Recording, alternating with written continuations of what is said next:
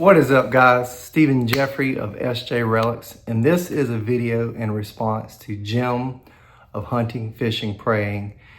It's a video about 5 knives, whether it be what is the nucleus of your collection, the knives that if all the other knives were taken away or you would lose everything, these are the 5 knives that you would still deem as your collection, and you could restart from there, from the ground up. I've seen a few different angles. I saw Brian's knives. He shared some of his father's knives. I've seen folks, if they lost everything and you know, it was more from a survival knife standpoint. But the ones that I'm going to share have to do with several men in my life that have played a big part in me being who I am today. And, you know, without those men, you know, one, I wouldn't be here. And 2, I definitely wouldn't have had as rich of a life as I've had. So I'm going to start with this knife. And this is a sow belly. It was from my father-in-law. And my father-in-law did a lot to try to connect with me. He could be stubborn, he could be hard-headed, but he was a gift giver. And if he knew it was something you would like and connect with, he would try to hit you in that spot of your interest to show that he loved you. That was his way of letting you know that he loved and cared about you. So he gave me this hen and rooster. And I've showed this before in a short. And this is a sow belly. It's got the celluloid handles. Beautiful knife. Truth be known, I haven't carried this knife. It was brand new in the box. Of course, he got it from Smoky Mountain Knife Works. There we go. Let's get that. There we go. So you can see that etch and that tang stamp. But and there's that shield, that little classic hen and rooster shield. He gave me this knife and just was trying to connect with me and let me know he loved me. Very cool Skinner blade. I love the cant on all these blades. See how that have that real canted, so you can kind of get in there. If you were truly trying to skin something out, you could definitely do it with this knife. And again, there's that hen and rooster shield. I'll make these where they pop up on the side of the screen, but just a beautiful knife all the way around. And there's those back springs. But anyway, he gave me this for Christmas, and I was just so honored to get it. And for me, hen and rooster was a knife that my biological father, I'm gonna speak about both my dads. I used to dip my dad in my videos, and I'll say my dad. And sometimes I use those interchangeably because my biological father lives in Texas, and my stepdad lives here, but they're both daddy. And my dad in Texas gave me this knife. It was my first rough lock, and he got this in 2016. Both sides, show side and pile side on this knife are absolutely awesome. There's those back springs. Got some fingerprints, some schmutz, as I like to call it. And I saw Doc doing a video today on how to open these one-handed. I do not have that dexterity. There's that 2016 tang stamp.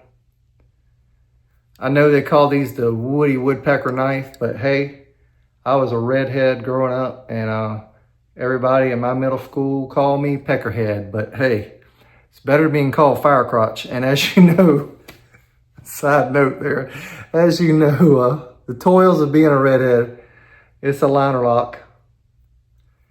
And this is just a really, about cut myself. This is a really nice knife. And I am just honored to have it. See, I nicked myself, but I didn't cut myself, so that's good. This other knife is, and I'm gonna bring this knife full circle here, so just know that. Hang on that thought. This other knife is a 807, it's an Uncle Henry, and this was my stepdad's father's, so my Granddaddy Williams. This was his knife, and he was a very good grandfather. He served in the Air Force and served in the Navy. And he finished up his career down in Charleston at the naval base in the supply closet. But so he got all kinds of cool Camillus knives, which JC Mountain Ajar. You got one of those knives that was poorly sharpened, but I did some fixing up on the blade. But anyway, this is the 807 UH, and this is of course a Schrade Plus. There's the main blade. And tang stamp will be over here on the corner of the screen, even though you can see it here.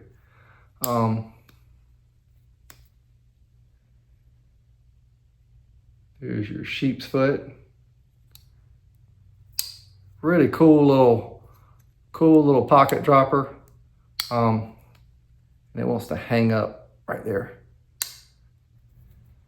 And there's your pen blade. Oh, there we go. Sorry about the focus on the camera. But cool knife. So this belonged to my Granddaddy Williams. And my dad gave me that and an old case of his that he used to use at work. And it was well sharpened and well used. And then this other knife is my Granddaddy Crosby. This was my mother's father. And he served in World War II. And he sold cars. This is if I remember right, this is a 709 buck, 1987. And I thought that was always interesting on this blade, on these. The blade, you notice where the nail nick is here, it's all, I'm sorry about the focus here on this. Yeah, there we go. It's just all on the end. So this blade looks like it was sharpened to death, but this was the original profile on this blade. And he carried this knife. He was a guy that believed, he sold cars and he dabbled in politics. He believed in wearing dress clothes. Even his jeans were pressed. Even his pajamas were pressed, but just a very dapper person. He lived through the Great Depression. He was born in 1917.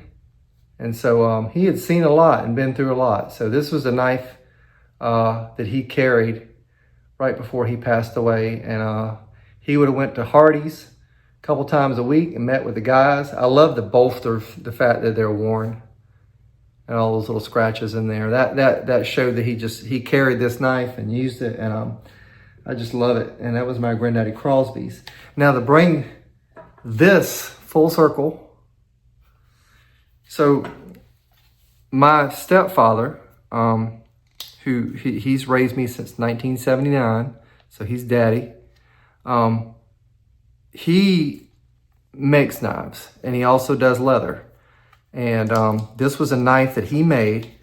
And what's interesting about this knife, when I went to see my dad in Texas, he gave me the floorboard out of a trailer, and that floorboard happened to be made out of a piece of Purple Heart, flamed Purple Heart.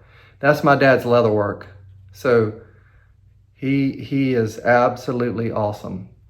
He is struggling with some health issues right now. Even the back of that sheath. Look how straight his stitching is. But yeah, he has got the goods. When he's in full motion, he can do it. But this was a knife that he made, and he made this out of a gang saw blade.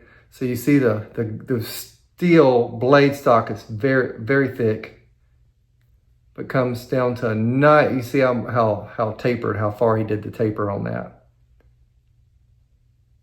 and then those handles, Purple Heart handles. And then he's pinned those in 3 places. But anyway, he made this knife out of this saw blade. But when I went to Texas, my dad in Texas gave me a floorboard off of a trailer that his stepson had salvaged. When he planed it, he found out it was Purple Heart. So he sent that board back with me to South Carolina. And he told me to give that board to Dennis.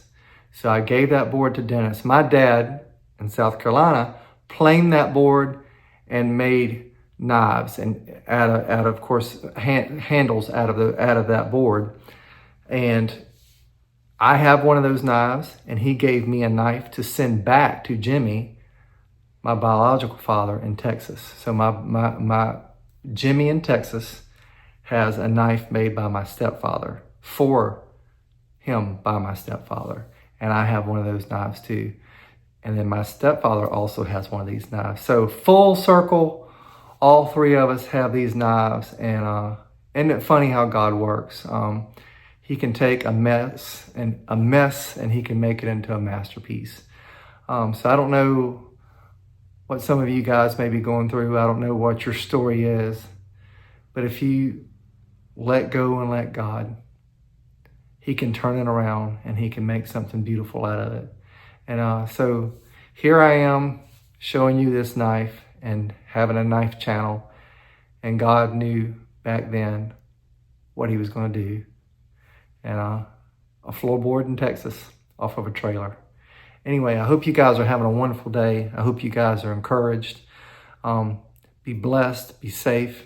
Get out there and do something. Wherever you go, whatever you do, carry a good knife. And this is Stephen Jeffrey saying thank you and God bless.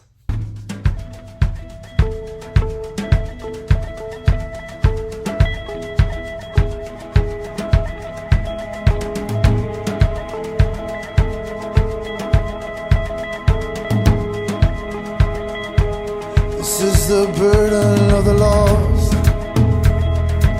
to save a soul at any cost. Oh, how a king suffered and died, if only for just one.